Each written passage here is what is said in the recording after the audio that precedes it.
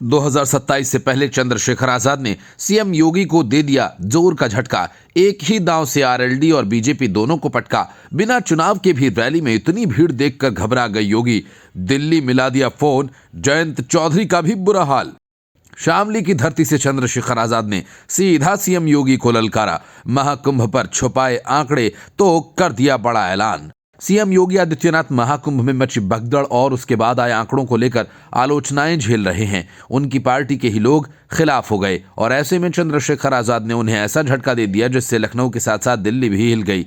पहले आप इस भीड़ को देखिए, जहां तक नजर जाएगी लोग ही लोग नजर आएंगे। लेकिन आपको जानकर हैरानी होगी कि ये कोई चुनावी रैली नहीं, क्योंकि इस वक्त चुनाव तो दिल्ली में चल रहा है और ये रैली उत्तर प्रदेश के शामली में है, जहां भीड़ को देखते हुए एक बड़े बाग में स्टेज लगाया गया था जो पूरी तरह से खचाखच भर गया। ये भीड़ देखकर सीएम योगी से लेकर पीएम मोदी तक हैरान होंगे, क्योंकि आरएलडी के कई बड़े नेताओं ने आजाद समाज पार्टी ज्वाइन की। उनमें से एक हैं जयंत चौधरी की पार्टी के राष्ट्रीय महासचिव अमीर आलम खान।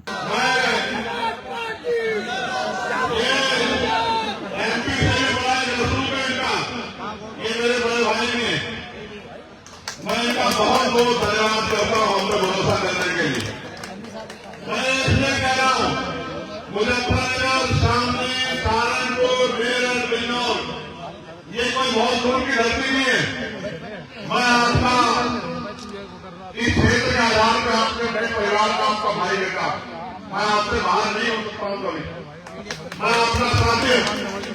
उस आधार पर ये मेरे परिवार के बड़े हैं और जब इन्होंने मेरा हाथ पकड़ लिया है तो आप समझो 1 और 1 11 होते हमारी शक्ति कितनी बड़ी होगी इसका अंदाजा जो है अभी आपको आने वाले दिनों में लग जाएगा। क्योंकि मैंने अमीर आलम खान का 2027 से पहले चंद्रशेखर आजाद की पार्टी में आने का क्या मतलब है और योगी क्यों इतने दुखी हैं, ये समझने के लिए उनका राजनीतिक करियर आपको देखना चाहिए। अमीर आलम खान वो नेता हैं जिन्होंने 1999 में उप थल सेनाध्यक्ष और तत्कालीन बीजेपी नेता निरंजन सिंह मलिक को कैराना लोकसभा चुनाव में हरा दिया था। उससे पहले वो 1985 में थाना भवन विधानसभा से विधायक बने और 1989 में मोरना विधानसभा से जनता दल के टिकट पर चुनाव जीता और उसके बाद 1996 में थाना भवन विधानसभा से ही तीसरी बार विधायक बने। अमीर आलम खान का परिवार पिछले 4 दशक से पश्चिमी यूपी में सियासत कर रहा है।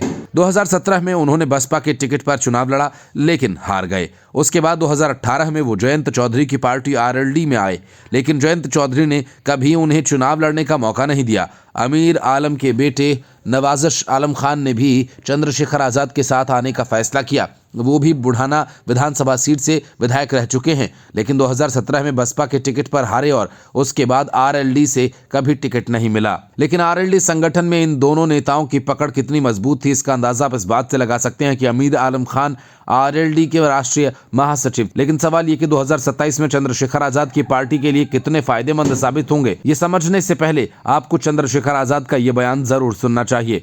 और मैं आपको लिख के कहता हूँ, अभी चंद्रशेखर आपका इस बात के ये तो बड़े बड़े पेड़, छोटे पेड़ की तरह है।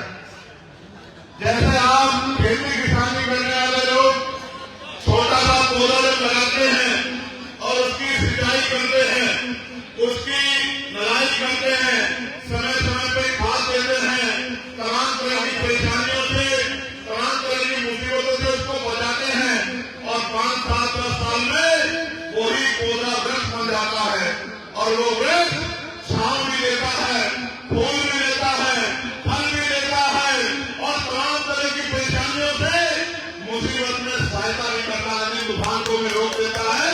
ऐसा ही चंद्रशेखर है भी, आजाद समाज पर भी है भी, लेकिन अब मुझे भरोसा हो रहा है कि जब परिवार के बड़े मुझे आशीर्वाद देने के लिए और मेरा हाथ पकड़ने के लिए साथ खड़े हो गए हैं, अब इस लड़ाई को कोई आगे बढ़ने से रोक नहीं सकता है।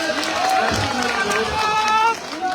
प्यारे साथियों, आज उत्तर प्रदेश में विदेश की बातें। दरअसल 2027 से पहले चंद्रशेखर आजाद की पार्टी के लिए ये मात्र एक शुरुआत है। आने वाली जिला पंचायत चुनाव के बाद आपको बड़े पैमाने पर नेता चंद्रशेखर आजाद के साथ जाते नजर आएंगे।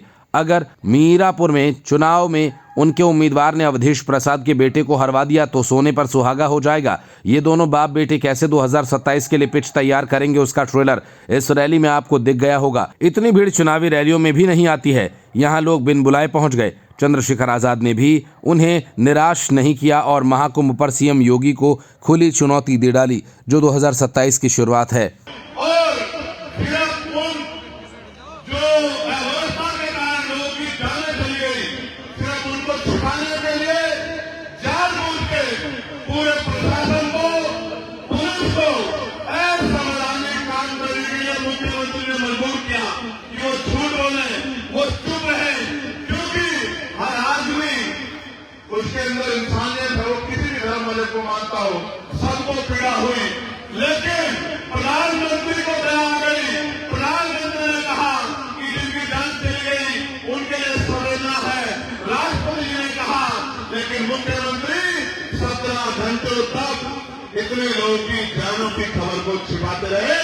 जो आदमी कुर्सी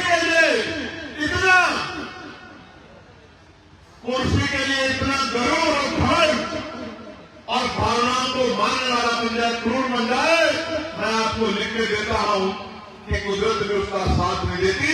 जिस कुर्सी में बैठ के कौन कर रहे हो, जिस कुर्सी में बैठ के एक घटना नहीं कितनी घटनाओं छुपाई गई।